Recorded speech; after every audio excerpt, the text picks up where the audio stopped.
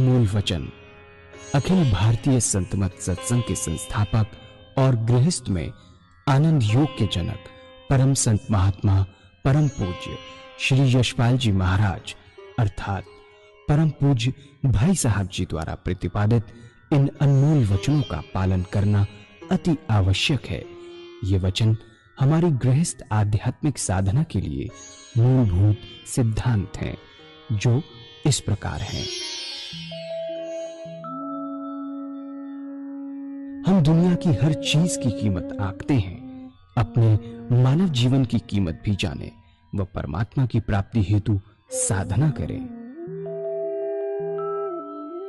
मनुष्य योनि एक उपहार है, इसीलिए परमात्मा को धन्यवाद देते हुए आधा घंटा प्रातःकाल, आधा घंटा सायंकाल पूजा अवश्य करें। सत्संग, सतनाम व सद्गुरु को प्राथमिकता देते हुए इसी के आधार पर ध्यान योगाभ्यास अवश्य करें व गृहस्थ के कार्यों को परमात्मा का कार्य समझकर उसी की याद में संपन्न करें। हर समय ये ध्यान रहे कि गुरु कृपा द्वारा परमात्मा की पवित्र सत्ता का हमारी आत्मा में वास है, अतः मन में निरंतर अपने इष्ट देव का जाप करें। मान सम्मान की इच्छा न करें व अपमान से दुखी न हो। परमात्मा के अतिरिक्त किसी और का भय न करें। दूसरों की बुराई न करें, न सुने, सत्य व मधुर बोलें, अश्लील शब्द मुंह से ना निकालें, सभी से नम्रतापूर्ण व सुंदर व्यवहार करें। धर्म पत्नी के अतिरिक्त अपने से बड़ी से माता जैसा, बराबर की से बहन जैसा व छोटी से पुत्री जैसा व्यवहार करें। सांसारिक जीवन यापन की आवश्यकताएं अंतहीन है, इसलिए अधिक से अधिक समय सत्संग में व धन परोपकार में खर्च करें। याद रखें, न स्त्री माया है, न धन दौलत, न ही परिवार। माया वह है जो हृदय को परमात्मा से दूर हटा दे। अतः निरंतर सत्संग और सद्गुरु की शरण में रहने का प्रयास करें। भोजन अपने इष्ट को अर्पण कर प्रसाद रूप में परमात्मा की याद में करें। रात्रि में सोने से पहले अच्छे बुरे कार्यों का आत्मनिरीक्षण कर उसका समुचित पश्चाताप करते हुए ध्यान करें व प्रभु की गहरी याद में ही विश्राम करें। परमात्मा तू ही है, तेरी इच्छा पूर्ण हो।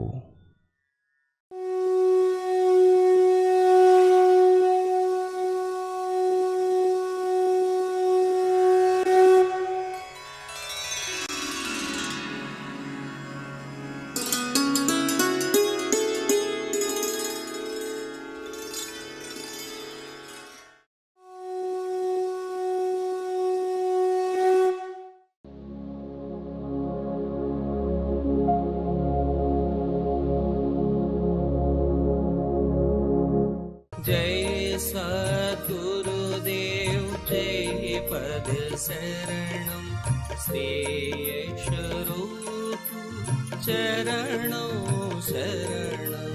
जय सद्गुरुदेव जय पद शरणं श्रेयस रूप चरणों शरणं।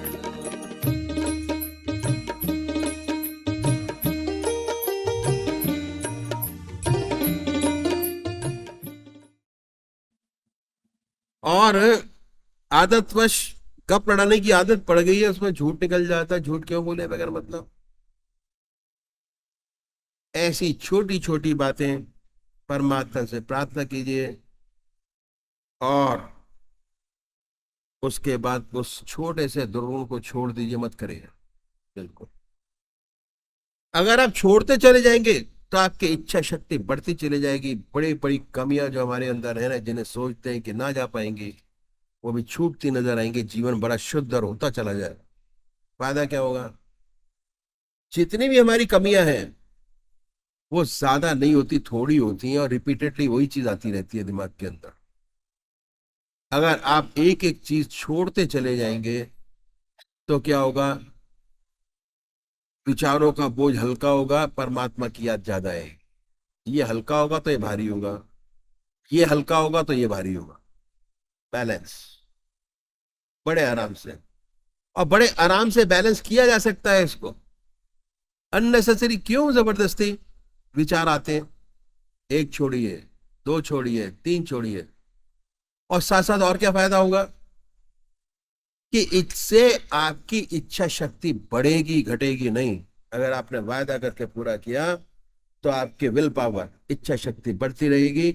और अगर आप वायदा करके पूरा न कर पाए तो इच्छा शक्ति घटेगी। इसका लाभ और हानि क्या होती है कि जिसके विल पावर स्ट्रांग होती है उसका देवता बहुत स्ट्रांग होता है,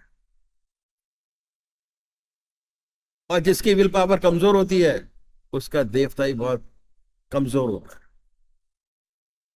अपने मन को के विल पावर बढ़ाइए, अपने देवता को स्ट्रांग बनाइए, जो आपके साथ बैठा है, आपका काम कर रहा है। इसके बाद अपने इष्ट का ध्यान कीजिए। जब ध्यान अच्छा लग जाए तो उसी के ध्यान में सो जाए।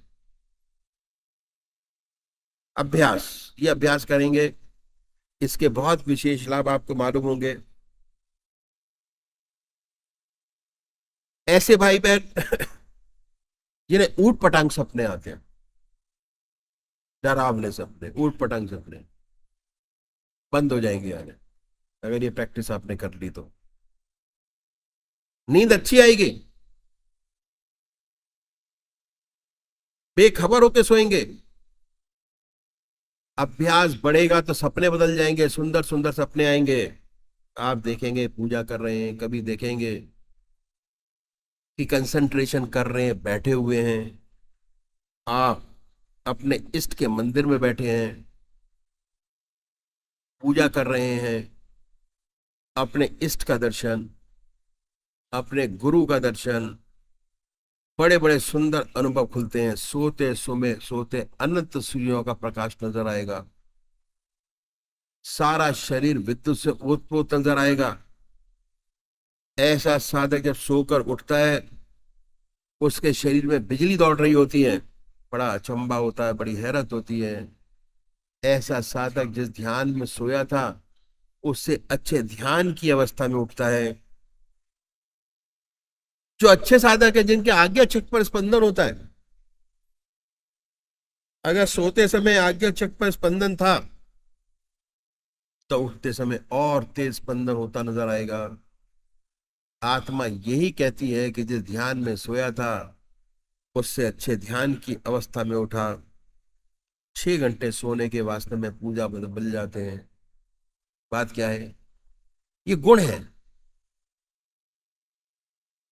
कि जिस बात को मनुष्य सोने से पहले सोच के सोता है, रात भर उन्हीं विचारों में पड़ा रहता है। हम गृहस्थी हैं, कोई मुसीबत आ पड़ी तो सोने से पहले उस मुसीबत की चिंता होती है, उसी मुसीबत में सो जाते हैं। सुबह उठते हैं तो मुसीबत और गहरी होती है। इसी प्रकार अगर परमात्मा की याद करके सोएंगे तो रात भर आपका ध्यान बना रहेगा और 6 घंटे सोने के पूजा में बदल जाएंगे। यही है विहार की शुद्धि। इस पर भगवान श्री कृष्ण ने बड़ा भारी जोर दिया। विहार शैया योग क्षेम का क्षेत्र है जहां साधक को सबसे ज्यादा प्रगति मिलती है।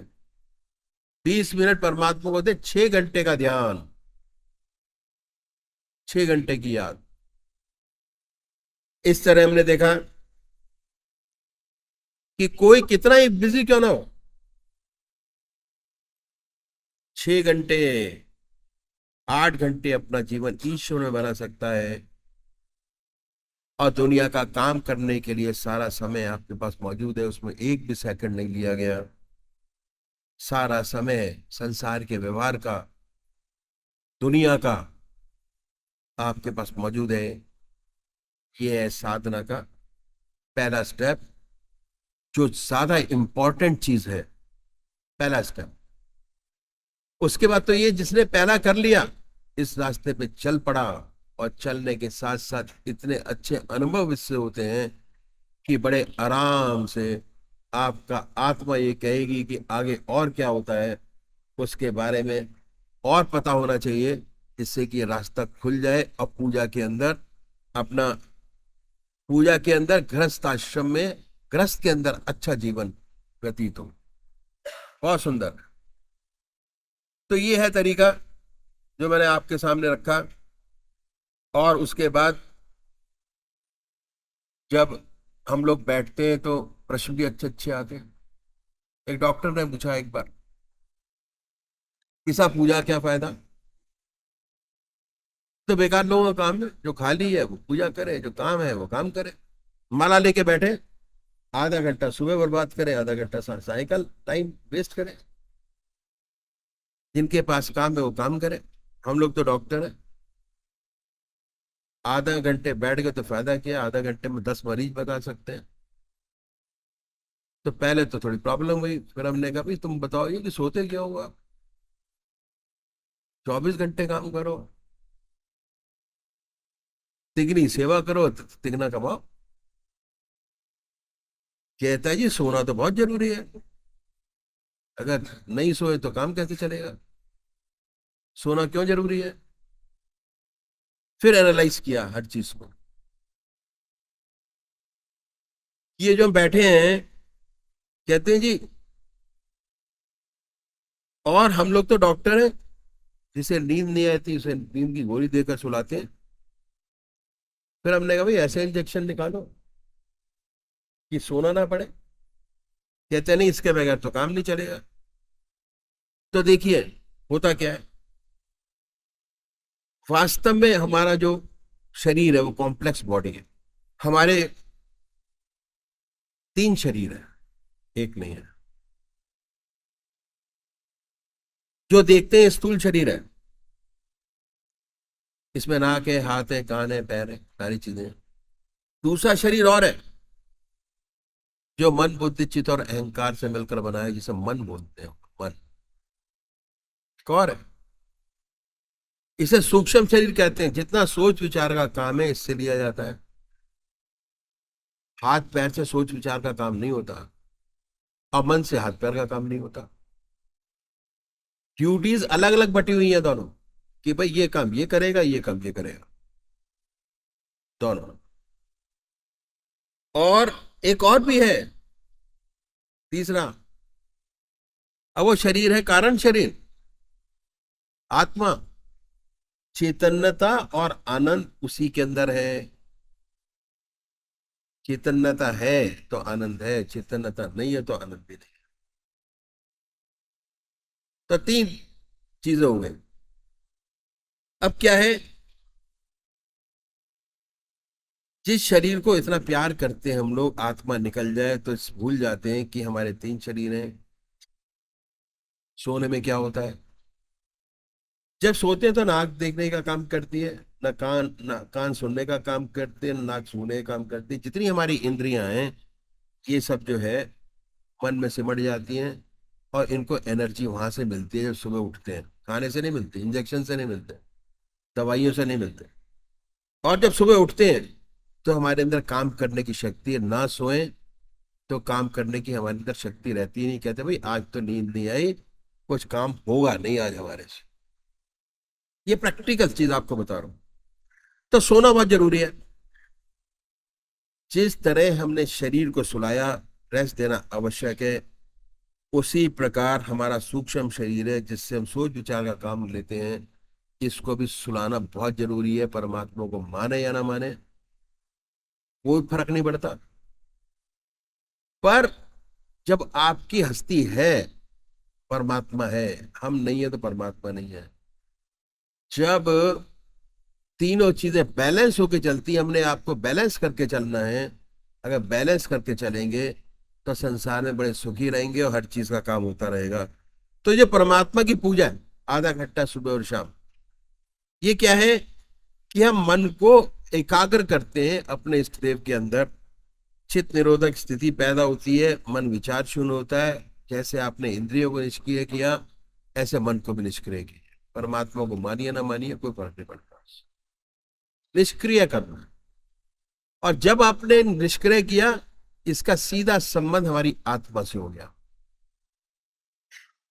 और आत्मा में चैतन्य तो आनंद, जो आनंद है वो आत्मा का आता है, जो हम महसूस करते हैं दूसरी चीज के ऊपर। सूरज की रोशनी एरोप्लेन पे आपको महसूस नहीं होती, पृथ्वी पे रिफ्लेक्शन पड़ता है उसका, जिससे कि हमको गर्मी महसूस होती है। जैसे जैसे ऊपर चलते चले जाइए, आपको कोई गर्मी महसूस नहीं होगी। इसी प्रकार जब हम विचार शून्य होगा या हमारी निगाह आनंद की किसी चीज पर पड़ेगी, तो उसको देख के हमारा मन आनंदित होता है। उस चीज में आनंद नहीं है जितना आनंद हमारे अंदर है, उसका रिफ्लेक्शन हमको दिखाई देता है। तो आनंद आता है आत्मा से, और हम मानते हैं कि उस चीज के अंदर आनंद है। जिस चीज का आनंद लेने के लिए बराबर हम लेते रहते हैं, उसके अंदर हमको फायदे भी और नुकसान भी है। पर परमात्मा के आनंद में हमेशा फायदा ही फायदा है। जितना ज्यादा इस रास्ते में बढ़ेंगे उतना आनंदित होंगे, जीवन सुखी होगा, घर सुखी होगा, समाज सुखी होगा, घर के लोग सुखी होंगे, सारी चीजें बहुत सुंदरता से चलती रहेंगी। परमात्मा तू ही है, तेरी इच्छा पूर्ण।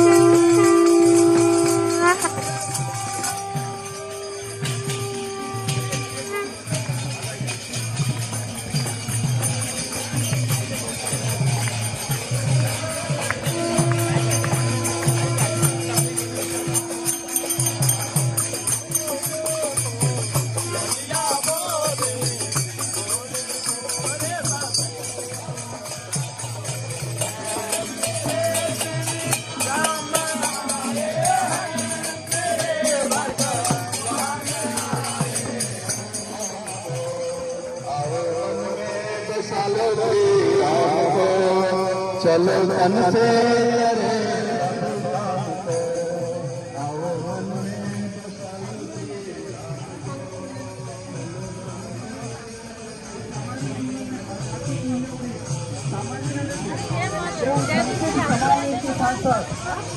गृहस्थ धर्मानुकूल साधन पद्धति का विकास किया है। आनंद योग का मार्ग इति मार्ग है, जिसमें अपने दैनिक दिनचर्या में राम नाम अथवा अपने इष्ट का नाम जोड़ना होता है। अर्थात 10 प्रकार दिल बयान, हाथ दुनिया के भौतिक कार्यों और दिल परमात्मा के चरणों में लगा रहे।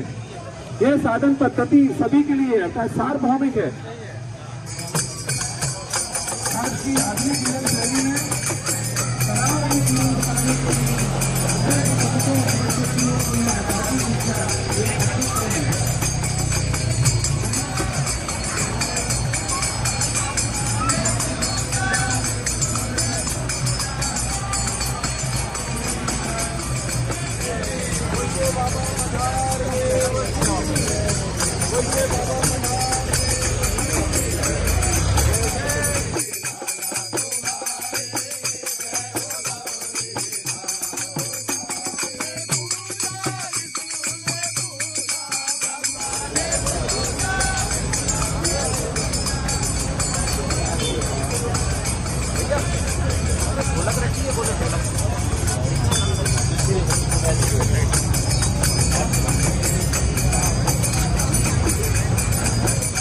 सामूहिक साधना, आध्यात्मिक साधना, सत्संग कार्यक्रमों को विशेष महत्व दिया है।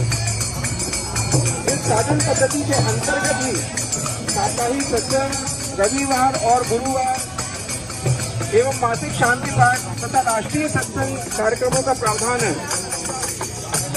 वर्ष के प्रत्येक माह में राष्ट्रीय सत्संग कार्यक्रम देश के विभिन्न प्रदेशों में किसी न किसी सत्संग सेंटर पर आयोजित किया जाता है।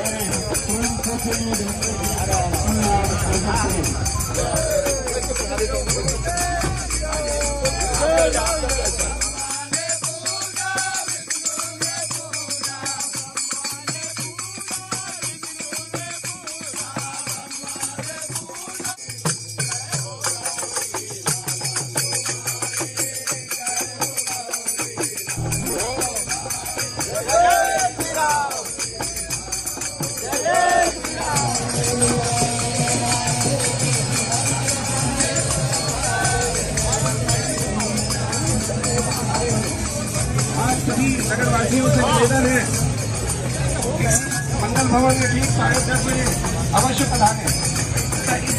बोलिए भैया जी महाराज की जय, बोलिए संत बाबा मडालदेव की, बोलिए संत बाबा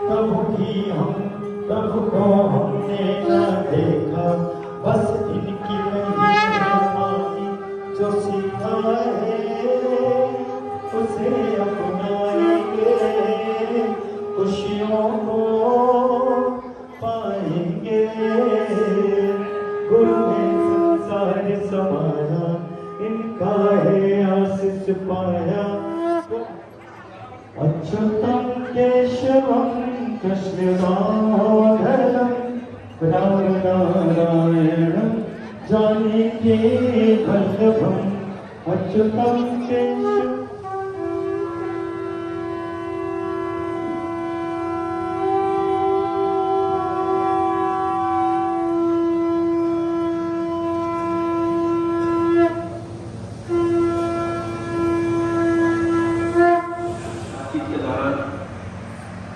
सदगुरुदेव जी ने महाराज जी से भी प्रश्न किया और यथा कि आप संन्यास से प्रकट हो गए।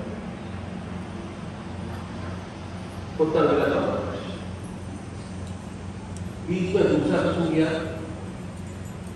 कि महाराज जब आपने संन्यास किया तो आप दृष्टि भी या बाबा गए। उत्तर दिया कि मैं दृष्टि था, मेरे स्त्री और 2 बच्चे थे, बातचीत होती रही। उसके बाद गुरुदेव जी ने आपसे प्रार्थना की कि महाराज जी तो जो जिस धर्मावलंबी में हो, जो जिस धर्म को मानने वाला हो वो अपने धर्म को मानते हुए ईश्वर की प्राप्ति करना चाहिए। जैसे वो ब्रह्मपुत्री जो नाश केवल एक ही परमात्मा है।